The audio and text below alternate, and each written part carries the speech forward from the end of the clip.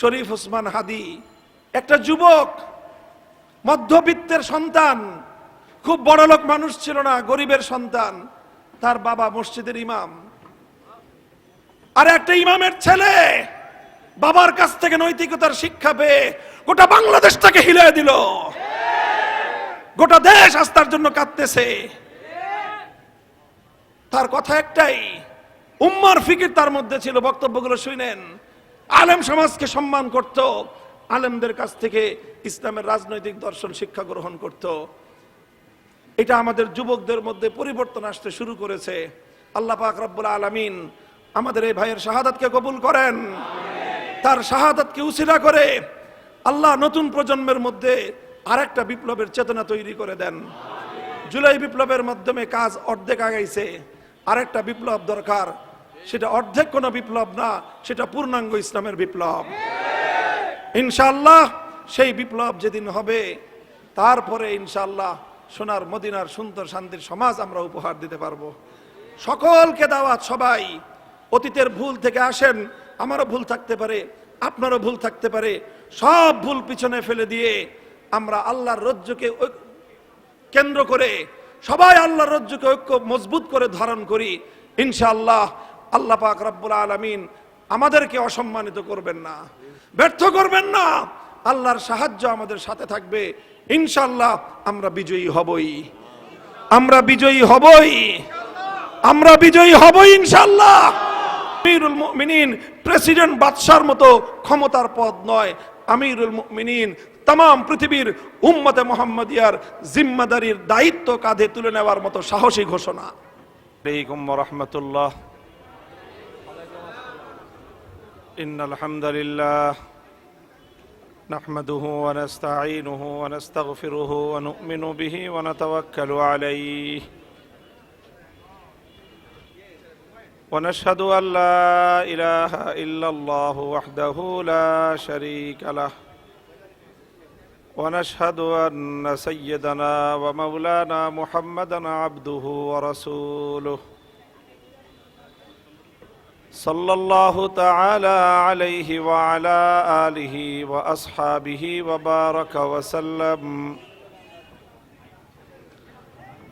وبارك وسلم تسليما كثيرا. أما بعد، فأعوذ بالله من الشيطان الرجيم. بسم الله الرحمن الرحيم. اليوم أكملت لكم دينكم وأتممت عليكم نعمتي ورضيت لكم الإسلام دينا. وقال رسول الله صلى الله عليه وسلم: إن بني إسرائيل كانت تسوسهم الأنبياء كلما هلك نبي خلفه آخر ولا نبي بعدي وسيكون خلفاء فيكثرون.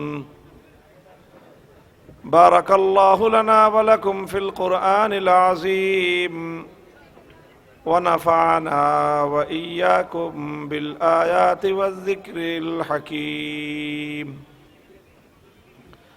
اللهم صل على محمد وعلى آل محمد كما صليت على إبراهيم وعلى آل إبراهيم إنك حميد مجيد. اللهم بارك على محمد وعلى آل محمد كما باركت على إبراهيم وعلى آل إبراهيم إنك حميد مجيد. সম্মানিত সভাপতি, উপস্থিত হযরত উলামায়ে কেরাম, শ্রদ্ধাভাজন আমার বয়োজ্যেষ্ঠ মুরব্বী সাহেবান, সমবেত ইসলাম প্রিয়, কোরআন প্রেমিক, নবী প্রেমিক মুসলমান ভাই ও বন্ধুগণ এবং সুধী মণ্ডলী, প্রিয় আমার ঢাকার ঐতিহ্যবাহী আবাসিক এলাকা ওয়ারির অধিবাসীগণ, আল্লাহ পাক রব্বুল আলমিনের মেহরবানি যে অত্যন্ত বরকতময় এক মজলিসে আল্লাহ আমাদেরকে সালাতুল মাগরিবের পর সমবেত হওয়ার তৌফিক দান করেছেন। আমি আপনাদের সম্মুখে আল্লাহ পাক রব্বুল আলমিনের মহান কিতাব কোরআনে করিমের একটি ঐতিহাসিক আয়াতের অংশ বিশেষ তেলাওয়াত করেছি এবং হযরত রাসূল আকরাম সাল্লাল্লাহু আলাইহি ওয়াসাল্লামের একটি হাদিস পাঠ করেছি। এই আয়াত এবং হাদিসকে সামনে রেখে আমাদের জন্য কিছু পথ নির্দেশনা পেতে পারি এমন কিছু আলোচনা আমি আপনাদের সম্মুখে তুলে ধরার চেষ্টা করব। আল্লাহ আমাকে প্রয়োজনীয় কথাগুলো বলার এবং যাবতীয় অপ্রয়োজনীয় কথা থেকে বেঁচে থাকার তৌফিক দান করেন। আমি যে আয়াতটি তিলাওয়াত করেছি এটি হলো সূরাতুল মায়েদার 6 নম্বর আয়াতের অংশ বিশেষ। এই আয়াত সম্পর্কে বুখারী শরীফের হাদিসের মধ্যে একটি তথ্য বর্ণিত হয়েছে। খলিফাতুল মুসলিমিন ওমরে ফারুক রাদিয়াল্লাহু তাআলা আনহুর যুগে একদল ইহুদি খলিফা ওমরের কাছে এসে তারা একটা অভিব্যক্তি প্রকাশ করল। তারা বলল, খলিফা, আপনাদের কিতাব কোরআন, এই কোরআনের মধ্যে এমন একটি আয়াত আছে, ওই আয়াতটি যদি আমাদের ইহুদিদের কিতাবে নাজিল হতো, আমরা যে ইহুদি ধর্ম অনুসরণ করি, আমাদের ধর্মে আমাদের কিতাবে যদি এই আয়াতটি নাজিল হতো তাহলে আমরা এত বেশি আনন্দিত হতাম, নিজেদেরকে এত বেশি গৌরবান্বিত বোধ করতাম লাত্তাখাযনা যালিকাল ইয়াউমা ঈদা, যে ওই আয়াতটি যেদিন আমাদের কিতাবে নাজিল হতো সেই দিনটিকে আমরা ঈদের দিন হিসেবে, অর্থাৎ জাতীয় উৎসবের দিবস হিসেবে আমরা পালন করতাম, উদযাপন করতাম। হযরত ওমর জিজ্ঞাসা করলেন, কোন আয়াতের কথা বলতেছো? তখন তারা কোরআনে কারীমের সূরাতুল মায়েদার এই আয়াতের কথা উল্লেখ করল। এ থেকে বোঝা যায় যে আমরা মুসলমানেরা কোরআনে কারীমের এই আয়াতের তাৎপর্য, এর মাহাত্ম্য বুঝতে না পারলেও ইহুদিরা ঠিকই বুঝতে পেরেছিল যে এই আয়াতের মাহাত্ম্যটা কি এবং এই আয়াতের তাৎপর্যটা কি। যে তারা আক্ষেপ করতেছে যে আমাদের ধর্মে এমন একটি আয়াত আল্লাহ নাজিল করলেন না, সেই আয়াতটি আপনাদের ধর্ম কোরআনের মধ্যে, আপনাদের ইসলাম সম্পর্কে কোরআনের মধ্যে আল্লাহ নাজিল করলেন। প্রশ্ন হলো, এই আয়াতের মধ্যে এমন কি আছে যেই কারণে ইহুদিরা তারা এমন আক্ষেপ করলো এবং তারা এমন একটা স্বীকৃতি দিল যে এমন একটি আয়াত ইসলামের মধ্যে আছে। এই আয়াতে কি বলা হয়েছে? মুহতারাম হাজিরিন, এই আয়াতে 3টি কথা বলা হয়েছে এবং এই 3 কথার সার নির্যাস একটাই কথা। আল্লাহ বলেছেন, আল ইয়াউমা আকমালতু লাকুম দীনাকুম ওয়া আতমামতু আলাইকুম নি'মাতি, আল ইয়াউমা আকমালতু লাকুম দীনাকুম ওয়া আতমামতু আলাইকুম নি'মাতি ওয়া রাদিতু লাকুমুল ইসলাম দীনা। আল্লাহ বলেছেন, এই আয়াতটি নাজিল হয়েছে যেই সময়, যেই প্রেক্ষিতে হযরত ওমর রাদিয়াল্লাহু তাআলা আনহু ইহুদিদেরকে প্রথমে সেই কথাটা বললেন। হযরত ওমর বললেন যে তোমরা তো এই আয়াত নাজিল হলে তোমাদের কিতাবে তোমরা সেই দিনটাকে তোমাদের একটা আনন্দের দিবস হিসেবে উদযাপন করতা, আর আমরা মুসলমানরা আমরা জানি এই আয়াতটা আল্লাহ কবে, কোন সময়, কোন প্রেক্ষিতে, কি অবস্থায় নাজিল করেছেন, এই সব আমাদের জানা আছে। এই আয়াতটি আল্লাহ পাক নাজিল করেছেন এমন একটা দিন, যেই দিনটি সপ্তাহের 7 দিনের মধ্যে সেরা দিন, অর্থাৎ কোন দিন? শুক্রবার। সেই দিনটি ছিল বছরের 360 দিনের মধ্যেও সেরা দিন। সেটা কোন দিন? আরাফার দিন। কোন দিন? আরাফার দিন। খায়রু ইয়াউমিন তালাআত আলাইহিশ শামস, বছরের 360 রাত্রের মধ্যে সেরা রাত হলো লাইলাতুল কদর, আর সেরা দিন হলো ইয়াউমে আরাফা, জিলহজ মাসের 9 তারিখ। তো আল্লাহ পাক সেই জিলহজ মাসের 9 তারিখ আরাফার দিনে এই আয়াতটা নাজিল করেছেন। কখন নাজিল করেছেন? যখন আমাদের নবী বিদায় হজের সময় আরাফার মাঠে তিনি উকুফে আরাফা করতেছিলেন, সেই অবস্থায় আল্লাহ পাক রব্বুল আলামিন বিদায় হজে আমার নবীর 23 বছরের জীবনে তিনি যা কিছু সংগ্রহ করেছেন, যেই মানুষগুলোকে তিনি 23 বছরে তৈরি করেছেন, যেই সাহাবীদের পবিত্র জামাতকে, সেই তাদের সকলকে নিয়ে ইসলামের গুরুত্বপূর্ণ বিধান আল্লাহর নবী জীবনে ইসলামের যুগে একটি মাত্র হজ যেটি পালন করেছেন, সেটি হলো 10ম হিজরির জিলহজ মাসের বিদায় হজ যেটাকে বলা হয়। সেই বিদায় হজের সবচেয়ে গুরুত্বপূর্ণ আমল আরাফার উকুফ পালন করা অবস্থায় আল্লাহ পাক সেই আরাফার মাঠে আরাফার দিনে শুক্রবার দিনে সেই আয়াতটি নাজিল করেছেন। অর্থাৎ এমন একটি দিনে এমন একটি সময় আল্লাহ এই আয়াতটি নাজিল করেছিলেন যে এর চেয়ে দামি আর কোনো মুহূর্ত হতেই পারে না। পৃথিবীতে আবার এমন একটা দিন হবে যে সেই দিনটা আরাফার দিন হবে, সেই দিনটা জুমার দিন হবে, সেই দিনটা আল্লাহর নবী উপস্থিত থাকবেন, সেই দিনটা নবীজির সকল সাহাবায়ে কেরাম উপস্থিত থাকবেন, সেই দিনটা আরাফার মাঠে অবস্থানরত অবস্থায় এই জিনিসগুলি পৃথিবীতে আর কোনোদিন একত্রিত হবে? আল্লাহ পাক এই সবগুলোকে একত্রিত করে তারপরে তার এই ঐতিহাসিক আয়াত আল্লাহ নিজে নাজিল করেছেন। আয়াতটির মধ্যে আল্লাহ কি বলেছেন? আল ইয়াউমা আকমালতু লাকুম দীনাকুম ওয়া আতমামতু আলাইকুম নি'মাতি ওয়া রাদিতু লাকুমুল ইসলাম দীনা। আল্লাহ বলেন, হে আমার নবী, আজ এই দিনে 10ম হিজরির জিলহজ মাসের 9 তারিখে আমি আল্লাহ ঘোষণা করলাম, আমি আপনাদের জন্য আপনাদের দ্বীন ইসলামকে আমি পরিপূর্ণ করে দিলাম। আল্লাহ পাক ইসলামকে পরিপূর্ণ করে দেওয়ার ঘোষণা দিলেন।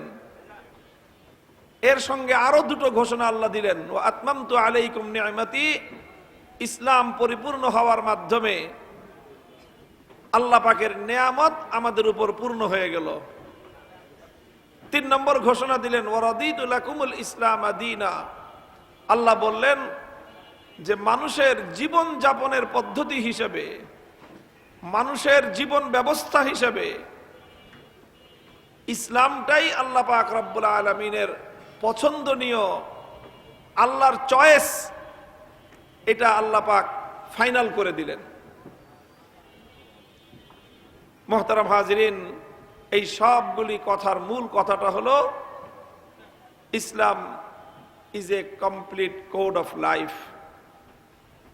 ইসলাম এক মুকম্মল নিজামে হায়াত হ্যায়। ইসলাম একটি পূর্ণাঙ্গ জীবন ব্যবস্থা। এই কথাটা খুব সাদামাটা কথা, খুব মামুলি একটা কথা। এই জন্য আমি শুরুতেই বললাম যে জানি না এই আয়াতের তাৎপর্য যে মুসলিম জাতির জন্য এই আয়াতটা নাজিল হয়েছে তারা কতটুকু বুঝে। তারা না বুঝলে কি হবে? মুসলমানদের শত্রু ইহুদিরা প্রথম দিনই বুঝতে পারছিল যে এই আয়াতের দাম কত বেশি। আল্লাহ ইহুদিদেরকে যেরকম বুঝ দিয়েছিলেন এই আয়াতের দাম সম্পর্কে, মুসলমানরাও যদি ঠিক এই আয়াতের মূল্য বুঝতে পারত, আজকে মুসলমানদের রং ভিন্ন কিছু হইতো। মুসলমানরা যদি এই আয়াতের তাৎপর্য বুঝতে পারত, অন্তত ইহুদিরা যতটুকু বুঝেছিল আল্লাহর কোরআনের এই আয়াত, ততটুকুও যদি মুসলমানরা বুঝতো, আজ পৃথিবী এমন হতো না, মুসলমানদের আজকে এই পরিণাম হতো না। আল্লাহ পাক রব্বুল ইজ্জত যা হয়েছে হয়েছে, ভুল যা করেছি আমরা, আল্লাহ আমাদেরকে সেই ভুল শুধরে কোরআনের এই আয়াতের মাহাত্ম্য, তাৎপর্য এবং এই আয়াতের উদ্দেশ্য অনুধাবন করার তৌফিক দান করেন। এই হলো কোরআনের আয়াত যেটি আমি আপনাদের সম্মুখে তেলাওয়াত করেছি। এরপরে আমি আল্লাহর নবীর একটি হাদিস পাঠ করেছি। মূলত এই আয়াতের সাথে ওই হাদিসটির একটা খুব সূক্ষ্ম সংযোগ আছে, সেই সংযোগটা পরে বলতেছি। আমি আগে হাদিসটির অর্থ এবং তার মর্মার্থ আপনাদেরকে বলে নেই। যে হাদিসটি আমি পাঠ করেছি সেটি সমস্ত হাদিস বুখারী শরীফ, মুসলিম শরীফ সহ সমস্ত হাদিসের কিতাবের মধ্যেই বর্ণিত হয়েছে। রাসূল আকরাম সাল্লাল্লাহু আলাইহি ওয়াসাল্লাম পূর্ববর্তী যুগের নবীদের একটা ইতিহাস বলেছেন। আমরা জানি ইব্রাহিম আলাইহিস সালাতু ওয়াস সালামের দুই ছেলে। কয় ছেলে? বড় ছেলের নাম ইসমাইল, ছোট ছেলের নাম ইসহাক আলাইহিস সালাম। ইসমাইল আলাইহিস সালামের বংশে কোন নবী আসে নাই। শেষ নবী হযরত মুহাম্মদ সাল্লাল্লাহু আলাইহি ওয়াসাল্লাম, তিনি ইসমাইল আলাইহিস সালামের বংশে প্রেরিত হয়েছেন, আগমন করেছেন। আর ইব্রাহিম আলাইহিস সালামের দ্বিতীয় ছেলে ইসহাক আলাইহিস সালাম, তার ছেলের নাম হলো ইয়াকুব আলাইহিস সালাম। এই ইসহাক আলাইহিস সালামের বংশে ইয়াকুব আলাইহিস সালাম থেকে নিয়ে ঈসা আলাইহিস সালাতু ওয়াস সালাম পর্যন্ত হাজার হাজার বছর পর্যন্ত আল্লাহ পাক রব্বুল আলামিন সমস্ত নবীদেরকে পাঠিয়েছেন। এই জন্য নবুয়ত ইব্রাহিম আলাইহিস সালামের বংশেই থেকেছে। তবে বংশের দুই ধারা, ইসহাক আলাইহিস সালামের বংশে সব নবীরা এসেছেন, ইসমাইল আলাইহিস সালামের বংশে কোনো নবী আসেন নাই। আসছেন তো আসছেন, একেবারে শেষ দান মারছেন ইসমাইল আলাইহিস সালাম, যে মানে এক দানে উনি কেল্লা ফতেহ করে ফেলছেন। তো যাই হোক, ঘটনা যাই হোক, কিন্তু দোনোটা ধারা তো ইব্রাহিম আলাইহিস সালামেরই বংশ। তো নবীজি বলেন, আমাদের পূর্বে আমাদের চাচতো ভাইদের বংশে বাপ চাচারা তো বাপ তো ইসমাইল আলাইহিস সালাম, তো ইসহাক আলাইহিস সালাম চাচা। তো ইসহাক আলাইহিস সালামের বংশে যে আল্লাহ পাক নবী পাঠাইছেন, আল্লাহ পাক রব্বুল আলামিন এই নবীদেরকে কি দায়িত্ব দিয়েছেন? নবীজি বলেন, ইন্না বানি ইসরাঈলা কানাত তাসুসুহুমুল আম্বিয়াউ কুল্লামা হালাকা নাবিয়্যুন খালাফাহু আখারু ওয়ালা নাবিয়্যা বাদি। বলেন যে আল্লাহ পাক রব্বুল আলামিন নবীদেরকে বনি ইসরাইলের মধ্যে এমন ভাবে দায়িত্ব দিয়ে পাঠাতেন যে সেই সকল নবীগণ তারা শুধু নবী হিসাবে ধর্মীয় নেতৃত্বের দায়িত্ব দিতেন, ব্যাপারটা এমন না। তারা নবী হিসাবে যেমনি ভাবে ওনার সম্প্রদায়ের ধর্মীয় নেতা তিনি হতেন, ইমামতি তিনি করতেন, ধর্মীয় সকল প্রশ্নের জবাব যেমন তিনি দিতেন, ঠিক তদ্রূপ তাসুসুহুমুল আম্বিয়া। তাসুসুহুম, এটা মাদ্রাসার অনেক ছাত্ররা, আলেম ওলামারা এখানে আছেন। তাসুসুহুম শব্দটা সিয়াসাতুন থেকে। সিয়াসাতুন, একটা লোক আছে না বাংলাদেশের মানুষ, নামে চিনুক আর না চিনুক, মুরগি চোরা বললে চিনে। এই মুরগি চোরা লাগে একদিন একটা অনুষ্ঠানে টকশোতে ঘটনাচক্রে আমার পড়ে গেছে। তো আলোচনার এক পর্যায়ে সে বলে যে ইসলামে যে রাজনীতির আরবি শব্দ হলো সিয়াসাত। কোরআনে কোথাও তো রাজনীতির কথা বলা নাই, কোরআনে কোথাও রাজনীতির কথা বলা নাই। তখন আমি ঈশ্বরের এই কথাই বলছিলাম যে ভাই, সব কথা কোরআনে প্রত্যেকটা কথার ডিটেলস থাকবে, এই কথা আপনি কই পেলেন? কোরআন তো হলো মৌলিক কথাগুলো বলবে, আর তার ডিটেলসটা থাকবে হাদিসের মধ্যে। হাদিসের মধ্যে সিয়াসত শব্দই আছে। আপনি যে রাজনীতির শব্দ খুঁজতেছেন, আল্লাহর নবী সেই রাজনীতির শব্দ দিয়েই হাদিসের মধ্যে ইরশাদ করেছেন। তাসুসুহুমুল আম্বিয়া, এই শব্দের অর্থ হলো যে আগের যুগে নবীগণ তারাই হতেন তাদের সম্প্রদায়ের রাজনৈতিক নেতা, সিয়াসি নেতা। এটা খোলামেলা কথা, এখানে অন্য কোনো শব্দ বলার অবকাশ নাই। যে নবীরাই তাদের গোত্রের মধ্যে, সম্প্রদায়ের মধ্যে রাজনৈতিক নেতৃত্ব নবীরাই দিতেন। নবীরা যেরকম ধর্মীয় নেতৃত্ব দিতেন, রাজনৈতিক নেতৃত্ব দেওয়ার জন্য আলাদা আরেক জায়গা থেকে নেতা ভাড়া করা লাগতো না। এটাই আল্লাহ পাকের সিস্টেম ছিল। যিনি নবী হবেন তিনি নেতা হবেন। কুল্লামা হালাকা নাবিয়্যুন খালাফাহু আখার, এক নবী চলে গেলে সঙ্গে সঙ্গে আল্লাহ পাক আরেকজনকে নবুয়ত দিতেন। যিনি নবুয়ত পেতেন, একদিকে নবুয়ত পেতেন, আর একদিকে তিনি নেতৃত্বের চেয়ারটাও পেয়ে যেতেন। এই চেয়ার দিতেন কে? বলেন কে দিতেন? নবুয়ত কে দেন? নবুয়ত দেওয়ার ক্ষেত্রে আল্লাহ ছাড়া দুনিয়ার আর কারো কোনো কিঞ্চিত পরিমাণ কোনো ভূমিকা অথবা কোনো ধরনের ক্ষমতা আছে? সারা দুনিয়ার মানুষ মিলে কোনো মানুষকে নবুয়ত দিতে পারবে? নবুয়ত আল্লাহ কারো কাছে ছাড়েন নাই। আল্লাহ নিজেই নবী সিলেক্ট করেন। তো আল্লাহ যাকে নবুয়ত দিতেন তাকে একসঙ্গে দুইটা জিনিস দিতেন। তুমি একদিকে তোমার সম্প্রদায়ের ধর্মীয় নেতা, সঙ্গে সঙ্গে তুমি হবা এই সম্প্রদায়ের রাজনৈতিক নেতা। তো এক নবী চলে গেলে সঙ্গে সঙ্গে আরেক নবী আসতেন, তিনি আবার ধর্মীয় নেতৃত্ব সামাল দিতেন, সঙ্গে সঙ্গে রাজনৈতিক নেতৃত্বের দায়িত্ব তিনি তুলে নিতেন নিজের হাতে। নবীজি বলছেন এইভাবেই চলতে চলতে ঈসা আলাইহিস সালাম আসছেন। ঈসা আলাইহিস সালামের পরে তো আমি আসলাম, মুহাম্মদুর রাসূলুল্লাহ সাল্লাল্লাহু আলাইহি ওয়াসাল্লাম। নবীজি বলতে চান এটাই যে আমি মুহাম্মদ সাল্লাল্লাহু আলাইহি ওয়াসাল্লাম, আমি নবুয়ত পেয়ে আমি যেমনি ভাবে আমার উম্মতের ধর্মীয় নেতৃত্বের অধিকারী, ঠিক তদ্রূপ এই উম্মতের রাজনৈতিক নেতাও আমি। রাসূল আকরাম সাল্লাল্লাহু আলাইহি ওয়াসাল্লাম তিনি সর্বশেষ নবী এবং সর্বশেষ আল্লাহর পক্ষ থেকে মনোনীত উম্মতের রাজনৈতিক নেতৃত্বের ধারক তিনি। এখন নবীজি বললেন এরপরে ওলা নবিয়্যা বাদি, আমার পরে আর কোন নবী আসবে না, আমার পরে আর কোন নবী আসবে না। এখন প্রশ্ন দাঁড়ায় স্বাভাবিকভাবেই, হুজুর আপনি বললেন আগের যুগে এক নবীর পরে আরেক নবী, তারপরে আরেক নবী, তারপরে আরেক নবী, এইভাবে নবীগণ উম্মতের রাজনৈতিক নেতৃত্ব দিয়েছে, আপনিও উম্মতের রাজনৈতিক নেতৃত্ব দিয়ে যাচ্ছেন। তা আপনার পরে যেহেতু আর কোন নবী নাই, তাহলে এই উম্মতের নেতৃত্ব দিবে কারা? প্রশ্নটা আসে না? আল্লাহর নবী সেই প্রশ্নের জবাব দিয়েছেন, ওয়াসায়াকুনু খুলাফা ফায়াকসুরুন, আমার পরে যারা আমার খলিফা হবে সেই সকল খলিফাগণ তারা উম্মতের রাজনৈতিক নেতৃত্ব দিবে এবং এই খলিফা অনেক হবে, একের পর এক খলিফা আসতে থাকবে, এই খলিফারাই হবেন উম্মতের রাজনৈতিক নেতা।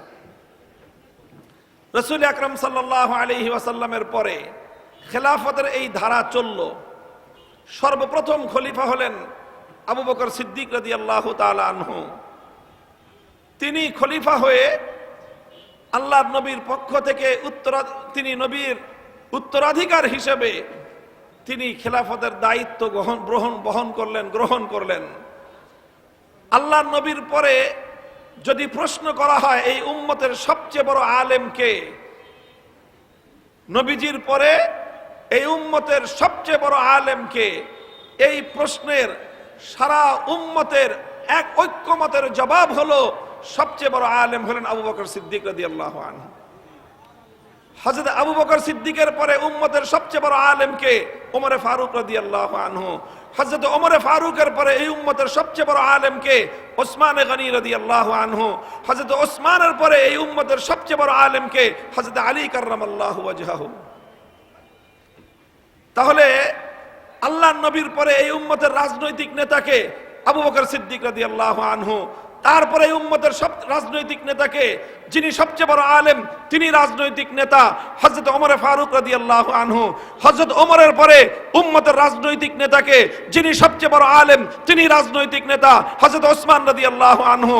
হযরত ওসমানের পরে উম্মতের রাজনৈতিক নেতাকে, যিনি সবচেয়ে বড় আলেম তিনি সবচেয়ে বড় নেতা হযরত আলী কাররামাল্লাহু ওয়াজহাহু। তারপরে উম্মতের সবচেয়ে বড় আলেমকে বিভিন্ন দিক বিবেচনা করলে একটা বিশেষ বিবেচনায় সবচেয়ে বড় আলেম হযরত আমির মুআবিয়া রাদিয়াল্লাহু তাআলা আনহু, যিনি সবচেয়ে বড় আলেম তিনি উম্মতের রাজনৈতিক নেতা। আমি যে এই কথা বললাম যে নবীজির পরে সবচেয়ে বড় আলেম আবু বকর সিদ্দিক রাদিয়াল্লাহু আনহু, তারপরে সবচেয়ে বড় আলেম ওমর রাদিয়াল্লাহু আনহু, তারপরে সবচেয়ে বড় আলেম ওসমান রাদিয়াল্লাহু আনহু, তারপরে সবচেয়ে বড় আলেম আলী কাররামাল্লাহু ওয়াজহাহু। আমার এই কথার সাথে দ্বিমত করবার মতো কোন বাপের বেটা যদি জন্ম নিয়ে থাকে, আপনাদের এলাকায় হোক, বাংলাদেশে হোক, পৃথিবীর অন্য কোন এলাকায় হোক, ধরে নিয়ে আসেন। আলহামদুলিল্লাহ, এই কথার অর্থ হলো এই যে এই কথার সাথে দ্বিমত করবার মতো এই পৃথিবীতে কোনো আলেম নাই, কোনো মুসলমানও নাই। এটা সর্বসম্মত কথা। এই কথা দিয়ে আমি আপনাদেরকে কি মেসেজ দিলাম? আমি একটা মেসেজ দিলাম, ওই যে কোরআনের আয়াত থেকে আমি যেটা বলেছিলাম, কোরআনের আয়াতে আল্লাহ যেটা বলেছেন, আল-ইয়াওমা আকমালতু লাকুম দীনাকুম ওয়া আতমামতু আলাইকুম নি'মাতি ওয়া রাদিতু লাকুমুল ইসলাম দীনা। ইসলাম হলো সম্পূর্ণ কমপ্লিট কোড অফ লাইফ। ইসলাম আল্লাহ প্রদত্ত একটা পূর্ণাঙ্গ জীবন ব্যবস্থার নাম। ইসলাম শুধুমাত্র ইবাদতের নাম নয়, ইসলাম শুধুমাত্র আনুষ্ঠানিক কিছু পূজা পাঠ করার নাম নয়।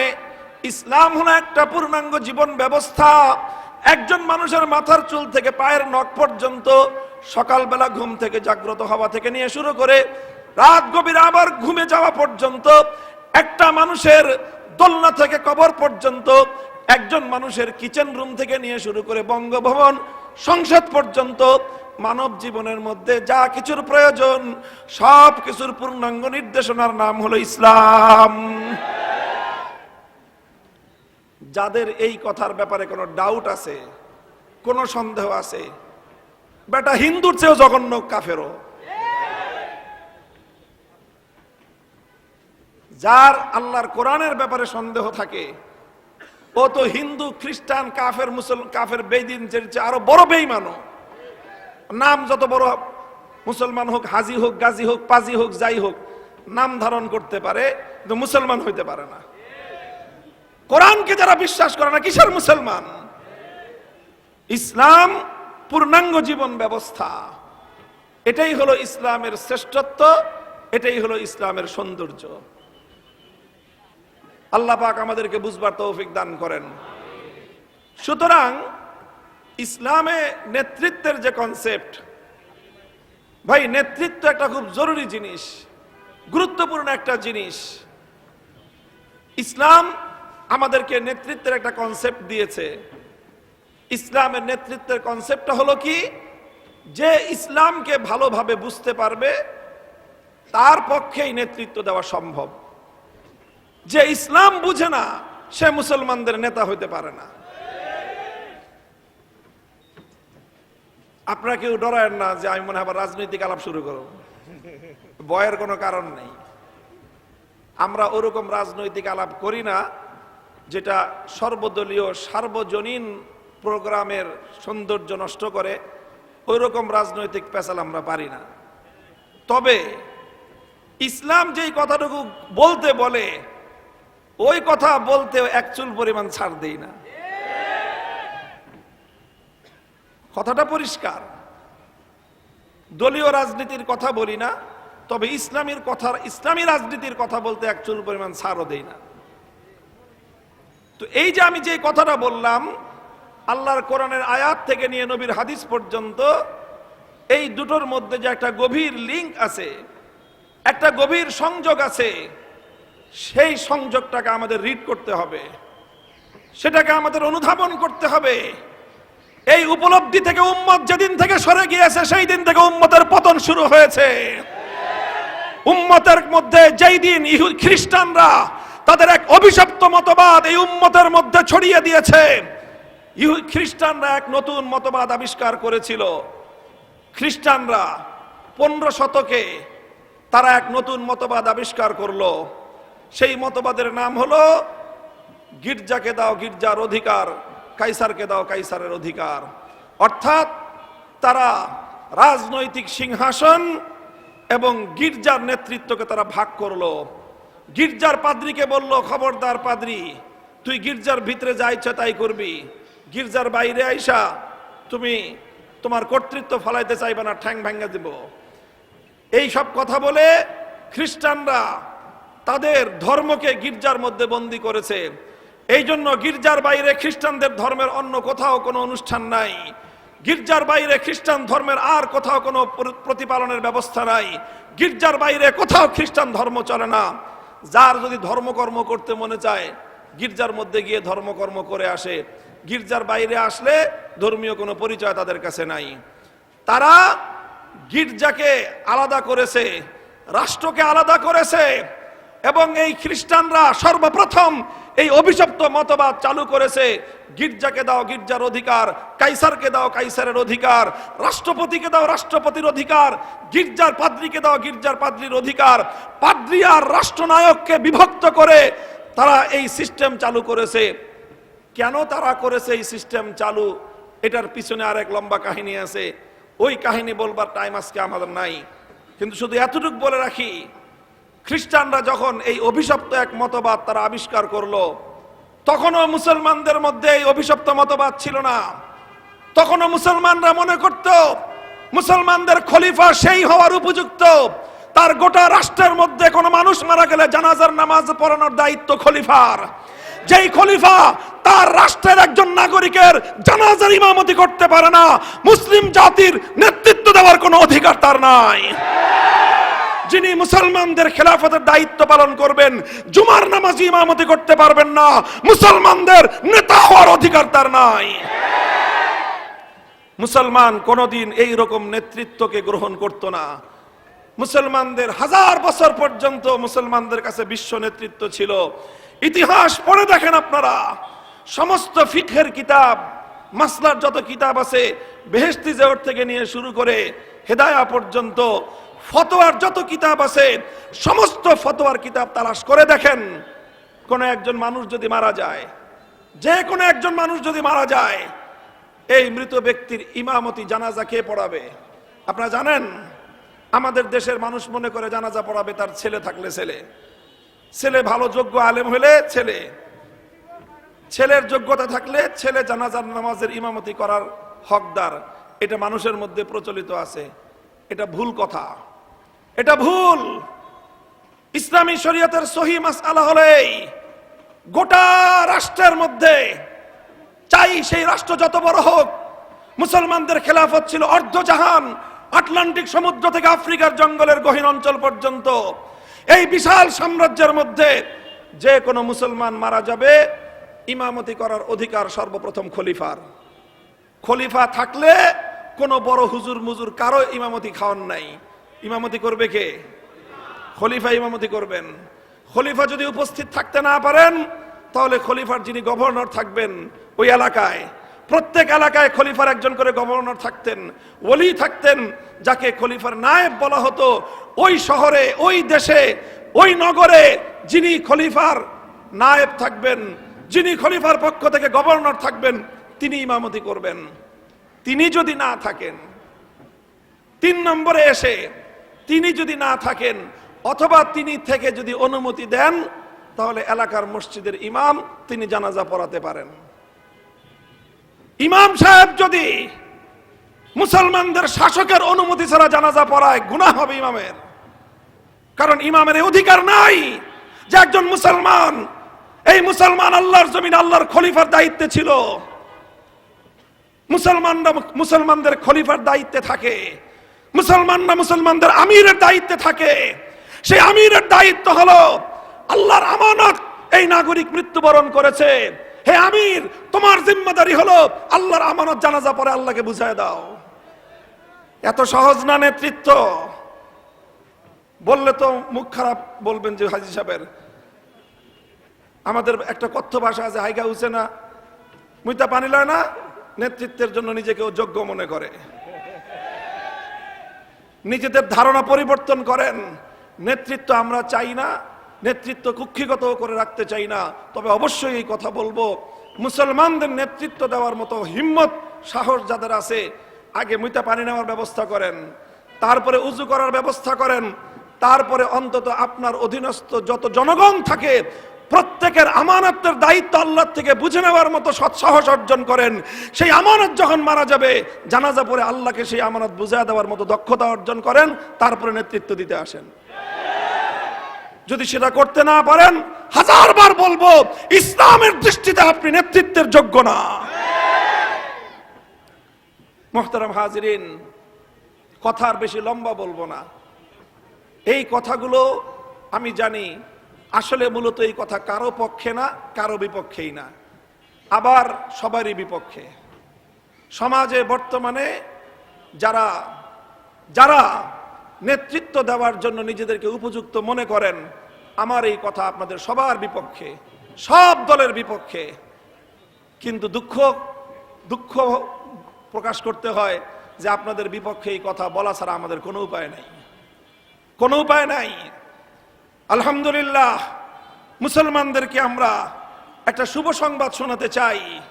আজ দুনিয়াব্যাপী সারা দুনিয়াতে আবার এমন একটা দিন আসার পূর্বাভাস দেখা যাচ্ছে, যেরকম সকালবেলা যখন সূর্য উঠে, সূর্য উঠারও প্রায় 2 ঘন্টা আগে সুবহে সাদেকের উদয় ঘটে। কথা বলেন ঠিক না বেঠিক? ফজরের নামাজের ওয়াক্ত হয় কখন? সুবহে সাদেক হইলে। সুবহে সাদেক কাকে বলে? সুবহে সাদেক হয় সূর্য উঠার, এখন আমাদের ঘড়ির টাইম অনুযায়ী প্রায় 1.5 ঘন্টা আগে সুবহে সাদেক হয়। এরপরে আস্তে আস্তে সূর্যটা উঠে, সূর্যটা উঠলেই ফজরের নামাজের টাইম শেষ। যেমনি ভাবে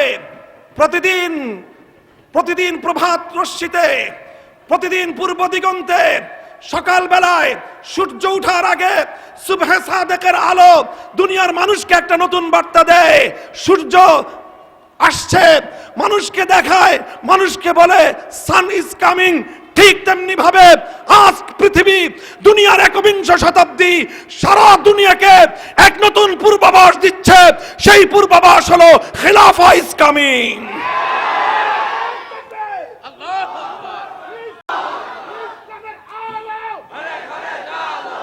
আমি আপনাদেরকে বলবো একটা কথা, আমি সবসময় এই জাতিকে বলি, বিশেষ করে ওই সকল লোকদেরকে বলি যারা বাংলাদেশ থেকে অনেক শক্তি নিয়েছিল, কিন্তু আজ তারা বাংলাদেশ থেকে উৎখাত হয়ে গেছে। রাজনৈতিক দলের নাম নিলাম না, কিন্তু যা বললাম এতে আমি মনে করি বুঝতে কারো বাকি নাই। তাদেরকেও দুশ্মন মনে করি না, আমরা তাদের কল্যাণকামী হিসাবে বলি, তোমরা হয়তো আবার ফিরে আসার চেষ্টা করবা, যদি ফিরে আসতে পারো আইসো, তবে একটা জিনিস সংশোধন করে আসবা। তোমাদের সংশোধনী সেটা হলো তোমরা এই দেশের আলেমদেরকে মসজিদের ইমাম হিসাবে শ্রদ্ধা করতে প্রস্তুত ছিলা, তোমরা আলেমদেরকে খতিব হিসাবে শ্রদ্ধা করতে প্রস্তুত ছিলা, তোমরা আলেমদেরকে মিলাদ পড়ানোর জন্য শ্রদ্ধা করতা, তোমরা আলেমদেরকে জানাজা পড়ানোর জন্য শ্রদ্ধা করতা, আলেমদেরকে দোয়া করার জন্য শ্রদ্ধা করতা, আলেমদেরকে হাদিয়া তোহফা দেওয়ার জন্য শ্রদ্ধা করতা, কিন্তু আলেমদেরকে নেতা হিসাবে শ্রদ্ধা করতা না। যদি আবার আসতে হয় আমাদের সাথে বোঝাপড়া কইরা তারপরে আসতে হবে। শুধু আমরা তোমাদের কাছে করুণা চাই না, তোমরা শুধু আমাদেরকে হুজুর হিসেবে সালাম দিবা, সেই সালাম চাই না। আমরা চাই আমরা আল্লাহর জমিনে আল্লাহর বিধান বাস্তবায়ন করার জন্য নেতৃত্বের দায়িত্ব আমরা তুলে নিতে চাইব। আমাদের পথে বাধা হয়ে দাঁড়াবার চেষ্টা করবা না। এটা হলো এক পাঠ সম্পর্কে কথা। অন্য যেই পাঠগুলি আছে তাদের মধ্যে আরেক অর্ধেকের ব্যাপারে আমার কথা হলো আপনারা ওদের দেখা দেখি এই বিপজ্জনক পথে হাইটেন না। খবরদার, আপনাদের খুব বন্ধু মানুষ আমি, আপনারা যারা যাই মনে করেন এখনো আপনাদের ঘনিষ্ঠ বন্ধু, আমরা আপনাদের সবচেয়ে কাছের মানুষ। আমরা আপনাদের মধ্যে বিচ্যুতি দেখতে পাচ্ছি। আপনারা ধীরে ধীরে সেই বিপজ্জনক পথে হাঁটছেন, যেই পথে হাঁটার কারণে এই দেশের নেতৃত্বকামী প্রত্যেকটি আলেমের সঙ্গে আপনাদের সংঘাত হবে। আপনারা অন্যদের সঙ্গে সংঘাত করে দেশে টিকতে পারবেন, মনে রাখেন আলেমদের সাথে সংঘাত করে দেশে টিকতে পারবেন না। হুজুরদেরকে খুব দুর্বল মনে হয় না? মনে হয় ধাক্কা দিলে পড়ে যাবে। ধাক্কা দিয়ে দেখেন, ব্রিটিশরা মনে করেছিল ভাঙ্গা কুড়ে ঘরের মক্তব দেখতে দুর্বল দেখা যায়, লাত্তি দিলেই পড়ে যাবে। ব্রিটিশরা এই দেশ থেকে কোরআনের এই ভাঙ্গা কুড়ে ঘরের মক্তবগুলোকে ধাক্কা দিয়ে ফেলে দিতে চাইছিল। ওই মক্তব তার আপন জায়গায় টিকে আছে। দ্য গ্রেট ব্রিটেন ভেঙ্গে টুকরো টুকরো হয়ে গেছে। আইসেন আবার এত বড় স্বৈরাচারী শক্তি এই জমিনে কেউ মনে করতে পারে নাই এই স্বৈরাচারের উৎখাত হবে। আলেমদের সাথে যেদিন থেকে টক্কর দেওয়া শুরু করেছে, শাপলা চত্বর 1975 যেদিন থেকে আলেম সমাজের রক্ত ঝরা শুরু হয়েছে সেদিন থেকে তার পতনের ঘন্টা বেজে গিয়েছিল। সামনের দিনে যারা আসবেন তাদেরকেও একই কথা বলি, আলেমদের সাথে মতবিরোধ থাকতে পারে, আলেমদের পয়েন্ট অফ ভিউটা বোঝার চেষ্টা করবেন যে তারা কি বলতে চাচ্ছে। আমি আপনাকে রাজনীতিক অন্য কোনো কথা বলি না, আমি শুরুতেই বললাম, আবারও বলি, কোন দলীয় রাজনীতির পক্ষে আমি মাহফিলে নিজেও কথা বলি না, এবং কেউ যদি কথা বলে আমি সেটা পছন্দও করি না, সমর্থনও করি না। তবে কথাটা হলো, রাজনৈতিক ভুল ভ্রান্তির কথাগুলো আলেমদেরকে এই মাহফিলেই বলতে হবে।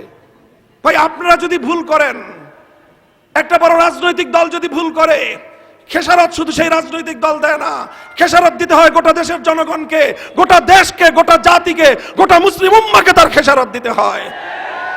এই জন্য যারা যারা নেতৃত্ব দিতে আসবেন এই জায়গাগুলো আগে সংশোধন করে আসবেন, আমাদের সাথে কথা বলবেন, প্রয়োজনে আমরা আসব, আপনাদেরকে আমরা এই বিষয়ে আপনাদের যত ধরনের সংশয় সেই বিষয়ে সমাধান করার চেষ্টা করব। এটা গেল 2 নম্বর গ্রুপের কথা। 3 নম্বর গ্রুপের কথা বলি এবার। কেউ মনে করেন না যে একজনকে বাদ দিয়ে আরেকজনকে বলে যাচ্ছি। 3 নম্বর গ্রুপের কথা বলি। তারা মনে করতেছেন যে রাজনৈতিক নেতৃত্ব দেওয়ার জন্য পুরাপুরি ইসলামে থাকলে তো হবে না, একটু কাটছাট করে মডারেট ইসলাম লাগবে। আপনাদের এই ধারণাটাও চরম বিভ্রান্তির এক ধারণা। ইসলাম মানব তো কোনো কাটছাট করে মানব না। ইসলামে কাটছাট করার অধিকার আল্লাহ কাউকে দান করেন নাই। ইসলাম মানব তো মদিনার পরিপূর্ণাঙ্গ ইসলাম মানব, ইসলাম মানব, পিওর ইসলাম মানব। ইসলামের মধ্যে পাশ্চাত্যকে খুশি করার জন্য মডারেশনের কোনো সুযোগ নাই। এবং আলহামদুলিল্লাহ 21 শতাব্দীতে ইসলামকে কাটছাট করার, মডারেট ইসলাম নামে নতুন আরেকটা ভার্সন ইসলামের আনার কোনো প্রয়োজনও নাই। আলহামদুলিল্লাহ আজকের পৃথিবীতে মোল্লারা তার উত্তম দৃষ্টান্ত বিশ্ববাসীর সামনে উপস্থাপন করে দিয়েছে। আমি একজন রাষ্ট্রপ্রধানের নাম জানি, একটা রাষ্ট্রপ্রধানের নাম জানি, একটা রাষ্ট্রের নাম জানি, যেই রাষ্ট্রের নাম কোন এলাকার নামে নাম না, কোন এলাকার নামে নাম না, পৃথিবীর একমাত্র রাষ্ট্র যেই রাষ্ট্রটার নামই হলো ইমারাতে ইসলামিয়া। কোন রাষ্ট্রের নামে নাম নয়, পৃথিবীর অন্য সব রাষ্ট্রের নাম একটা নির্দিষ্ট ভৌগোলিক নামে নামকরণ করা হয়েছে। পৃথিবীতে একমাত্র রাষ্ট্র কোন ভৌগোলিক সীমারেখার নাম দিয়ে তারা নামকরণ করে নাই, তাদের নামটাই হলো একটা আদর্শিক নাম, তাদের নামটাই হলো ইমারাতে ইসলামিয়া। সেই রাষ্ট্রের একজন প্রধান আছেন, তিনি শুধুমাত্র নিজেকে একটা ভৌগোলিক সীমারেখার দায়িত্বশীল মনে করেন না, তিনি নিজের নাম ধারণ করেছেন আমিরুল মুমিনিন। কি ধারণ করেছেন? আমিরুল মুমিনিন তার উপাধি। আমিরুল মুমিনিন মানে কি? শুধু কোন এলাকার মুমিনদের আমির না, তিনি দায়িত্ব গ্রহণ করেছেন যে আমি দুনিয়ার 250 কোটি মুমিনদের আমির, আমি 250 কোটি মুমিনদের জিম্মাদার।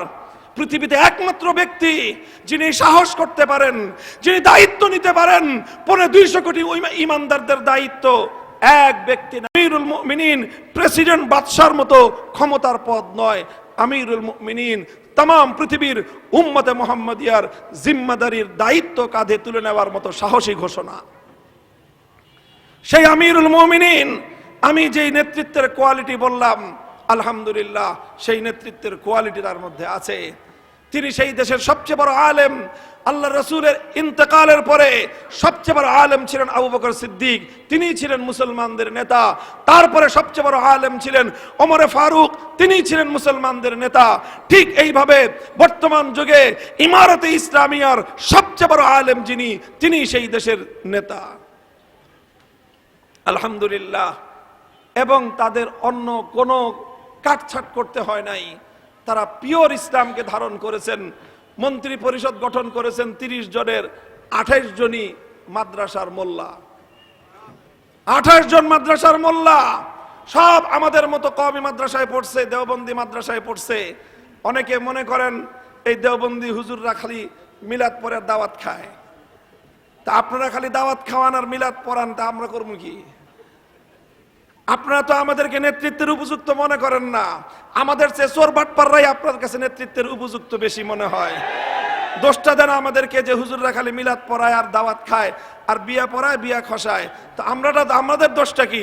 আমরা তো বারবার বলতেছি নেতৃত্বের দায়িত্ব আমাদের হাতে তুলে নিয়ে দিয়ে দেখেন, আমরা চ্যালেঞ্জ করে ঘোষণা করতে পারি এই জাতি এই সমাজকে আমরা প্রচলিত যে কোনো সমাজ ব্যবস্থার চেয়ে আল্লাহর কোরআনের ব্যবস্থার মাধ্যমে 1000 গুণ বেশি উন্নত সমাজ ব্যবস্থা আমরা উপহার দিতে সক্ষম।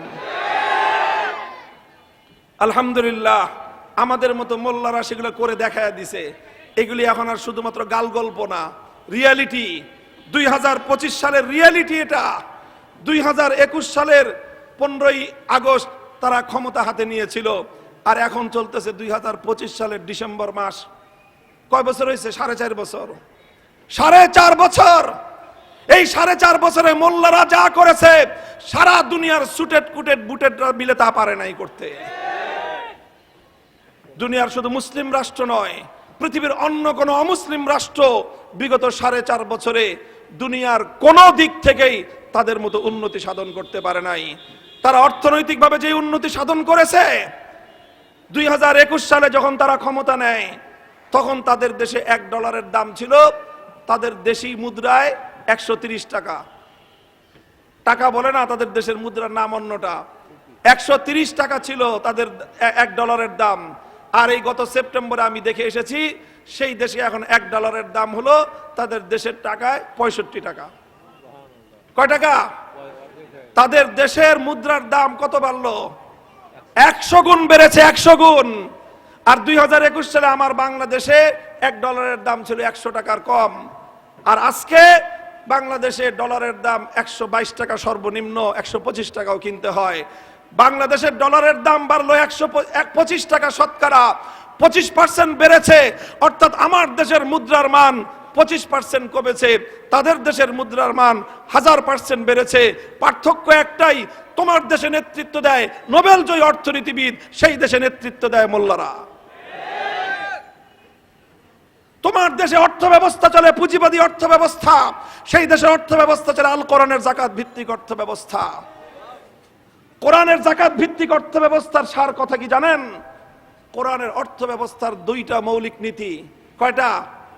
2টা মৌলিক নীতি। একটা আল্লাহর কোরআনের সূরাতুল হাশরের মধ্যে বর্ণিত হয়েছে, কাইলা ইয়াকুনা দুলাতাম বাইনাল আগনিয়া মিনকুম।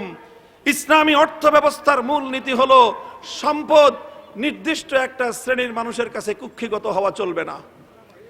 কোন শুধুমাত্র কয়েকজন শিল্পপতি সম্পদের মালিক হবে, শুধুমাত্র কিছু মানুষ আকাশ ছোঁয়া সম্পদের পাহাড় গড়বে, আর দেশের 17,99,00,000 মানুষ তারা অল্প সম্পদ ভোগ করবে, তারা দরিদ্র থাকবে, তারা অর্থের সমস্যায় অর্থের সংকটে তারা সমস্যা ভোগ করবে।